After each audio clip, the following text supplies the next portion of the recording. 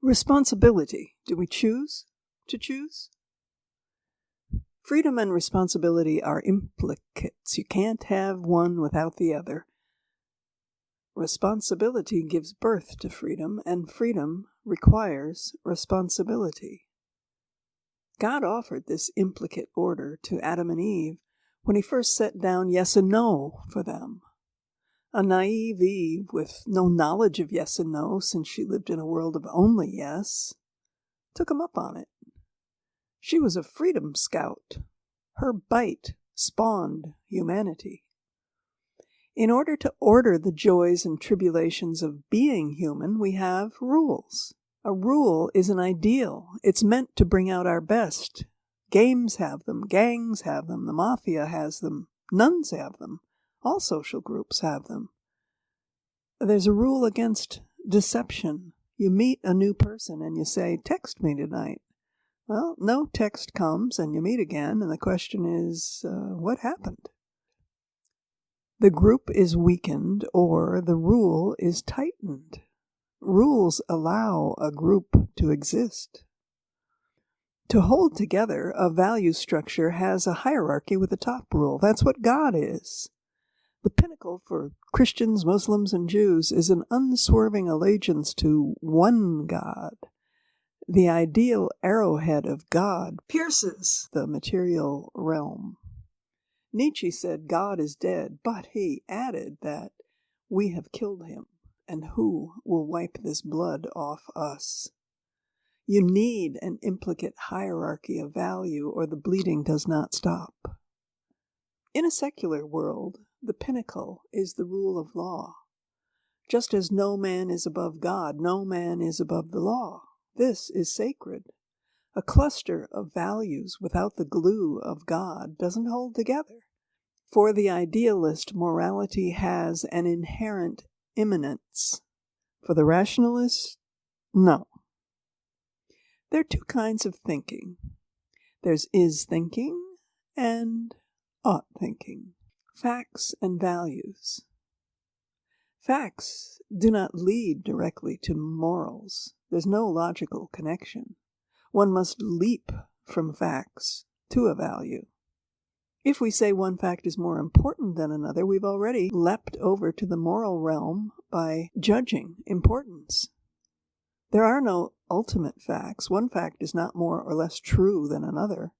That women on the average are shorter than men is not more true than that Bismarck is the capital of North Dakota, or that yellow fever is transmitted by mosquitoes. Facts are facts, and they do not logically set morals. The failure to recognize this gap between is and ought, has brought us to a critical time in which we argue over whether science should make our moral decisions. What a specious question. Only morals make moral decisions. Decision makers can use science to help them make moral decisions, but there's always a leap. Shoulds are outside science. How does all this relate to free will? If we're pinned like bugs in the amber of determinism, is it fair to hold people responsible for their actions? What's camouflaged in this question and makes it unanswerable is that fair is not a fact, it's a judgment. I can't help it if I can't help it. But those who ignore the camouflage might go on to say that if I violate a rule, it's not my fault. If I obey rules, it's because I could. Rules do not work for people determined to break them, and thus rules are not for all. Rules only work for those who do not need them. Well, this leads to a relinquishing of universal standards in favor of relativism. I heard a tape of two young women in the throes of their arrest for spitting on police officers. After 30 seconds of shrieking, one of the women demanded that they be processed by female officers. The arresting officer unhesitatingly replied, "How do you know these officers don't identify as female?" Anything goes when we pull the cork out of common sense. If I'm addicted to alcohol, a scientist can say, well, it's genetic, it's psychological, sociological, so, well, then why not pour another drink? Being human engages meaning and responsibility. Responsibility is the implicate of freedom. Remove responsibility and you remove freedom. This is how the human world works. If my dog has figured out how to eat the neighbor's cat food, only closing the door will stop him. But we humans have a little inner door, and it flaps back and forth. Freedom is the breeze created by the flapping. Rationality mixes with ideals, and we choose. Rules speak to the freedom receptors inside us to induce us to comply, or not. Freedom is in that interior space. In Breaking Bad, we see that little 10-year-old Hispanic boy out alone on the rugged streets, goaded to make a kill for his group. The kill will establish his gang membership. A social scientist could conclude that he was determined to pull that trigger, and he was. But someone else could say that that little boy was free to run in another direction at that moment, and he was. Both are true, because we live in both realities. That he was determined does not flow to, therefore he should not, or should, be punished.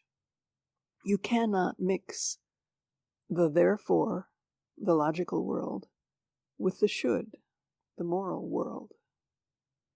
Relativists believe that there are those who can be responsible and those who cannot. A poor boy didn't get the notion that it's good to be good, and a rich kid 10 miles away was doused with it. If the rich one steals, well, he knows better, and if the poor one steals, he could not help it. So if you really believe that, do you have two sets of rules? If you have two sets of rules, you have two groups. Thus, there are two groups, or 20. There's not a rule of law. There are two rules of law, which means there's no rule of law. A split society disallows unity. This leads to chaos, and chaos dissolves into tyranny. The call for order emanates from the immaterial world. An intangible light lives inside us. The deterministic worldview lacks room for the generative sanctity of ideals. Rules are simply rational and can be mendacious, foils of power. Well, this sad, limited thinking has a grasp on many. People who do not believe in free will often do not believe in individual responsibility. They think fate and power drive us, not ideals that move us toward a more perfect union. We are dead balls on a billiard table bumping into one another, some win, some lose. And others, from Plato and Confucius onward, see a radiance coming from the ideals. Even that dreamy Lenin song, Imagine, evokes a heaven without borders or hungers. Lenin's dream may seem like a cozy anarchy, but heaven has God, and God set it up with that apple tree of his to give birth to responsibility and freedom. His wishes are rules. Rules enforced proclaim a group's ideals. No group exists without rules. We require God, though you may not call it God, if you have something against that appellation. Robert McKell's got famous for pointing out that even Marxist or revolutionary groups have rules, and rules have to be enforced. Thus, there's an automatic split between enforcers and followers, and out the window goes the breakdown of social class. Jordan Peterson, in his whirlwind years, traversed the globe telling of the magic of taking responsibility to be free. He found youth in every country eager to hear the world revealed this way, that responsibility brings freedom. His lectures on Genesis opened the mind to the Bible as a human manual. In an evolved society, we want freedom for and responsibility from each member. If freedom and responsibility are the gifts only for the socially privileged or evolved, we remove humanity from those toward whom we particularly need to be humane. To remove free will and responsibility from some is to remove their humanity.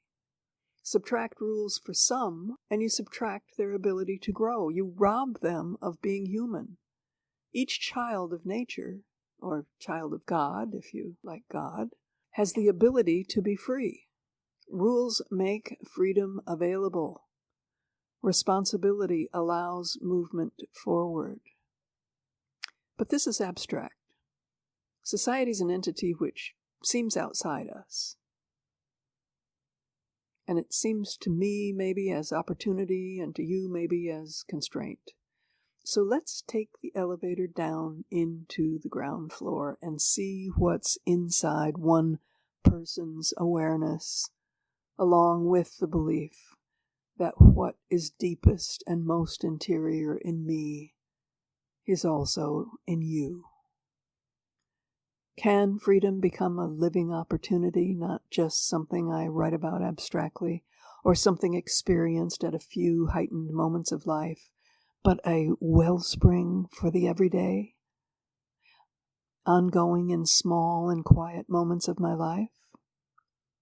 If I can master it, then we all can.